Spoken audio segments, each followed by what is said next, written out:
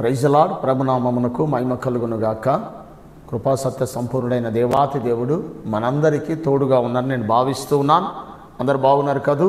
మరొక రోజు ఈ రీతిగా మనము ఆధ్యాత్మిక ఆహారం అనేటువంటి వాక్య సందేశాల ద్వారా ప్రతిరోజు మనం ఇలా కలుసుకొని దేవుని స్తుతించటం ఎంతో ఆనందంగా ఉంది కదా. మీరు దీవించబడుతున్నారని నేను ఆశపడుతూ ఉన్నాను.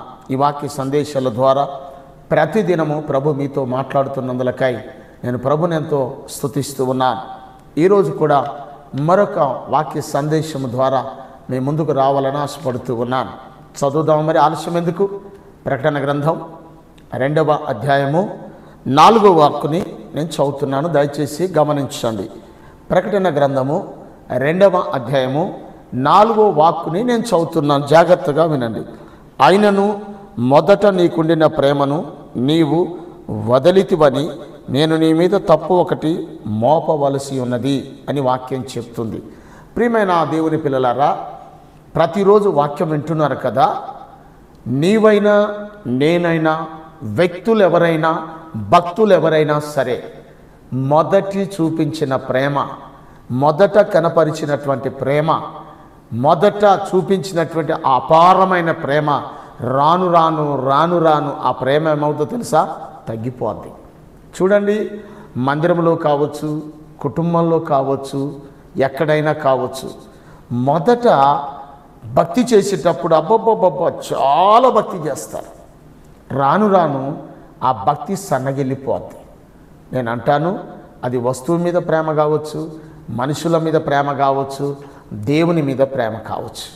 రాను రాను మొదట చేసినంత భక్తి, మొదట చూపించినంత ప్రేమ రాను రాను ఏ వ్యక్తి కూడా చూపించజాలడు. కారణం ఏంటో తెలియదు కానీ మర్చిపోతారు, ప్రేమలో నుండి జారిపోతారు.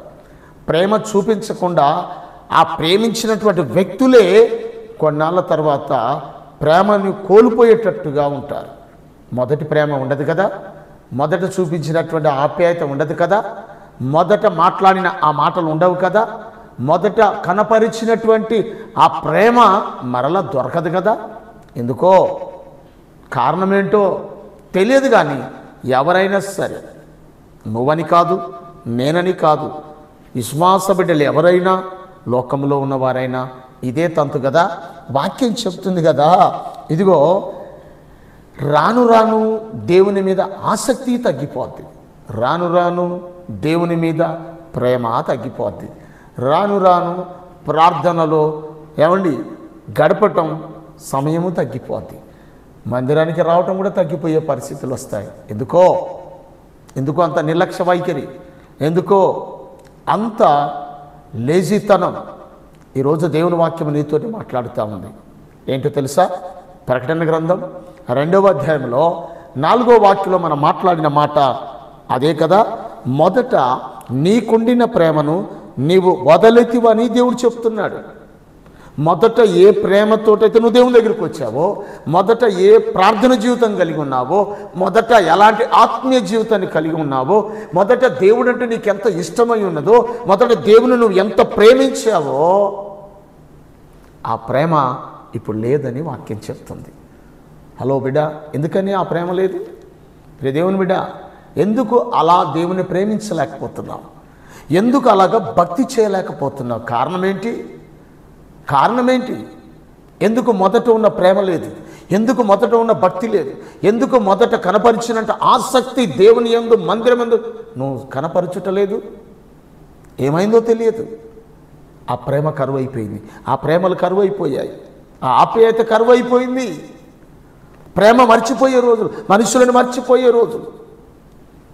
సాతాను ఈ లోకములో ఉన్నటువంటి క్రైస్తవంలో ఉన్న దేవుని పిల్లలుగా మార్చబడుతున్న బిడ్డలని ఏం చేస్తుందో తెలుసా?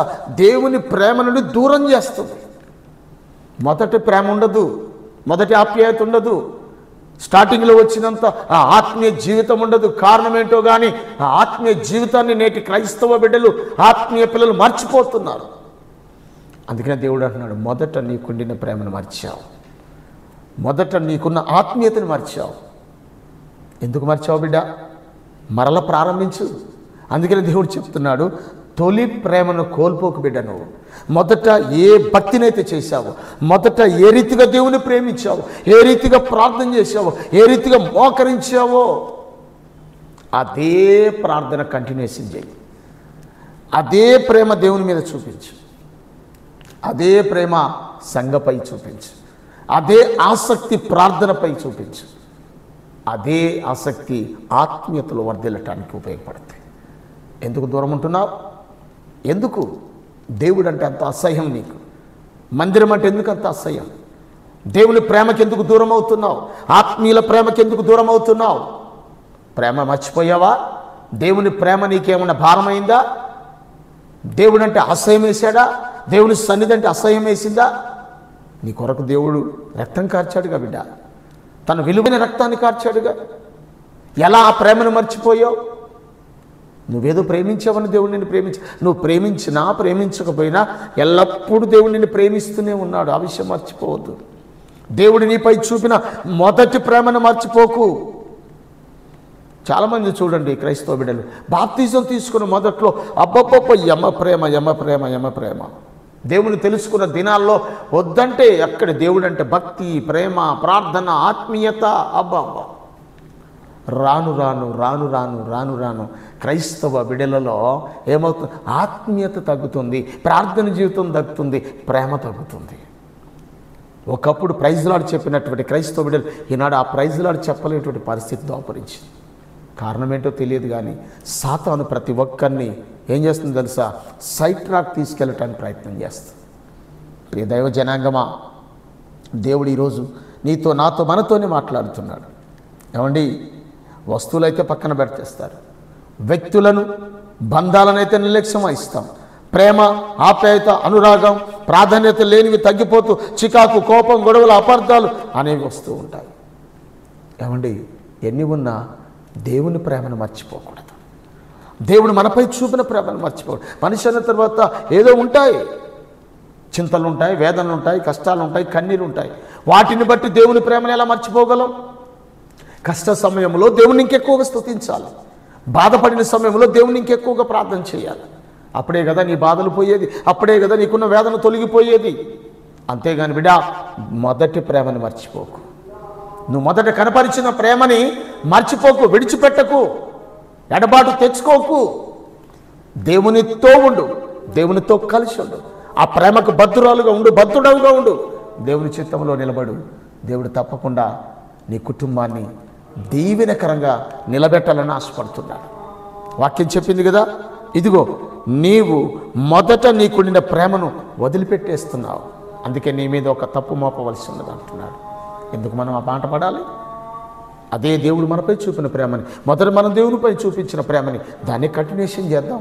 ప్రభు ప్రేమలో నిలబడదాం, ఆయన ప్రేమకు బద్దులమై ఉందాం, ఆ తొలి ప్రేమలో నిలబడదాం, స్థిరత్వం కలిగి ఉందాం, స్థిరమైన దేవుని వైపు చూద్దాం, స్థిరమైన భక్తి చేద్దాం, స్థిరంగా దేవుని సన్నిధిలో నిలబడదాం. అట్టి కృపాధన్యత నా దేవుడు నీకు, నీ కుటుంబానికి, నీ బిడ్డలకు నిండారులుగా దయచేయనుగాక. దేవుని విడిచిపెట్టకు బిడ్డ, దేవుని ప్రేమను కోల్పోకు, దేవుని ప్రేమను విడిచిపెట్టకు, దేవుని చెంత నుండి దూరం అవ్వకు, దేవుని చిత్తంలోనే నిలబడు. సాతాన్ని నీ కాళ్ళ కింద తొక్కేటట్టుగా దేవుడు నీకు చేస్తాడు. ఒకవేళ నిన్ను శోధిస్తూ వేదన గురి చేస్తూ దేవుని ప్రేమకు దూరం చేస్తూ ఉంటే ఇప్పుడే మోకరించి ప్రార్థన చేయి. యేసు నామములో సాతాను శక్తులు లయమైపోతాయి. దేవుని చిత్తం నీ పట్ల జరుగుద్ది. నువ్వు దేవుని ప్రేమను మర్చిపోకు, దేవుడు నిన్ను మర్చిపోడు. ఎల్లకాలము దేవుని కృప నిన్ను వెంబడిస్తూ దేవుని సన్నిధిలో నిత్యము నువ్వు వర్ధిల్లేటట్టుగా నా ప్రభు కృప నీకు తోడై ఉండి నడిపించునుగాక. ప్రార్థన జీవితం కలిగి ఉందువుగాక, మోకాళ్ళను కలిగి ఉందువుగాక. ఆ రీతిగా కృప వెంబడి కృపను నా ప్రభు మీపై కుమరించి నీ కుటుంబాన్ని దీవెనకరంగా, ఆశీర్వాదకరంగా ప్రభు ఉంచునుగాక. దేవుడి కొద్ది మాటలు తన వెనుకలు దీవించునుగాక. Thank you. God bless you. దేవుడు మిమ్మలను, మీ కుటుంబాలను నిండారులుగా దీవించి ఆశీర్వదించునుగాక. ఆమేన్.